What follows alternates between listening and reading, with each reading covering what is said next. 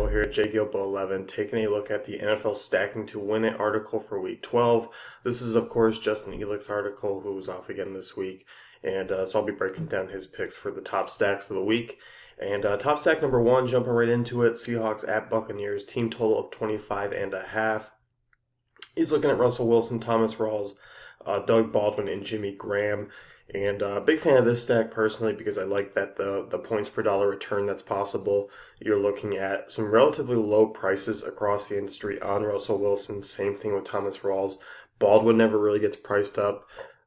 Jimmy Graham, a little more expensive on FanDuel. Great price on DraftKings for $5,300. So you're looking at this one. I mean, Tampa's a mediocre defense at best. Ranked 18th against the pass, 20th against the run. No CJ Procise this week. Obviously, Christine Michael is gone. That's going to put Rawls into a good spot here. I'm curious to see about his ownership. I know Justin has him at about 20 to 25%. I could see it a little bit lower. I think this is kind of a contrarian move, to maybe miss one of these guys and put Rawls in there. Obviously, 100 yards and a touchdown, certainly viable. Russell Wilson, obviously, the way he's been playing, over 25 fantasy points in the last 3 games. So do I think there's a full-on onslaught possible? Sure. But I do like using the 3 here, and I think obviously Wilson, Baldwin, Graham is probably the most optimal in terms of the passing game. And, really the upside, as we saw with Baldwin, in the game against New England. We saw him throwing touchdown passes. This offense does get very creative, but we haven't really seen a ton of production on the outer guys like a Curse, like a Paul Richardson. We haven't really seen anything like that in quite some time. It is pretty funneled down to basically those guys. So I do like Seattle this week. Definitely a solid option. And look to kind of get the expose on Tampa's weak defense. Top stack number 2, Dolphins at the Niners. And Ryan Tannehill, Jay Ajayi, Devontae Parker. Looking at his top stack, and I think obviously Jay Ajayi is going to be a popular play this week. I'm curious to see. I think this is actually somewhat contrarian. He has it as a top stack. He doesn't have it as contrarian stack.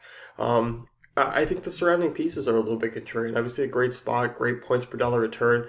I mean, really look at the DK prices on Tannehill and Parker, and Parker's obviously shown some life here of late. So, I think that's an intriguing, way to go. So, you look at JJ obviously in a prime spot here against the league's worst rush defense. You expect him to really go off. His price is coming up quite a bit.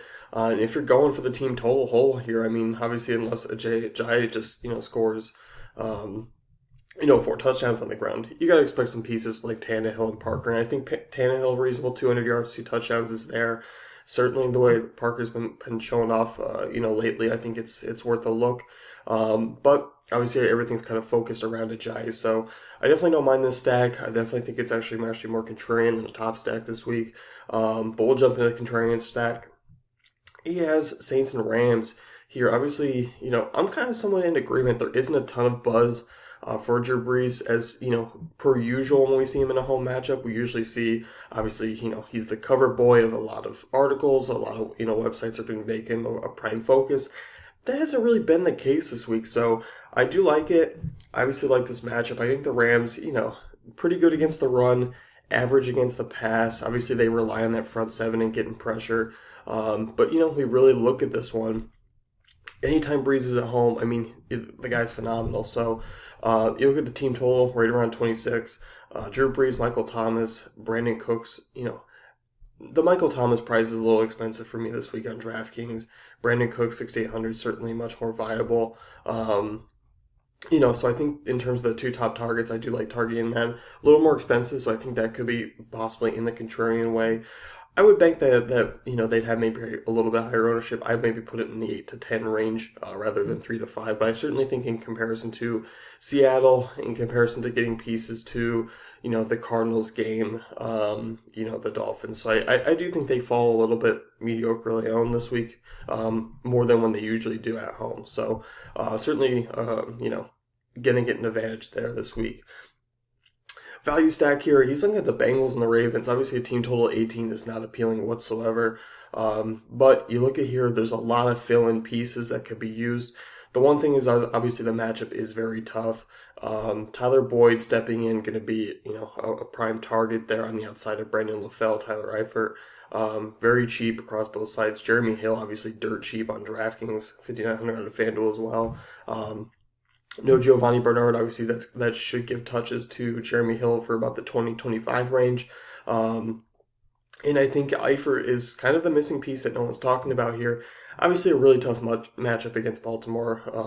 This is one you don't feel easy going with, but in terms of a value stack, I mean, you could look to pair up a Hill and Boyd or a Hill and Eifert, and that works a lot of high upside guys around it. So, while they don't, maybe they don't pay off their price tags and hit, a monster, kind of score, they may give you 15 and really make those surrounding pieces really hit.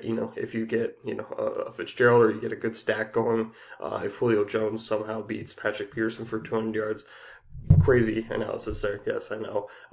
But, just giving, high upside plays around these guys could certainly make a difference. So that's how I would really look to use a stack. I don't think you're really just more pairing it with high upside guys because this is, where a lot of the value is this weekend. It's just a matter of kind of going up against this defense. So definitely a choice to consider this week. I think it's an intriguing GPP strategy. So, and even in cash, using a Hill, I don't mind, depending on where his ownership lands. So that's going to wrap things up with the NFL stacking to win it for week 12. If you want to head on over to dailyfantasycafe.com to read Justin's article, it is up on the site now. And be sure to check out the rest of our week 12 content.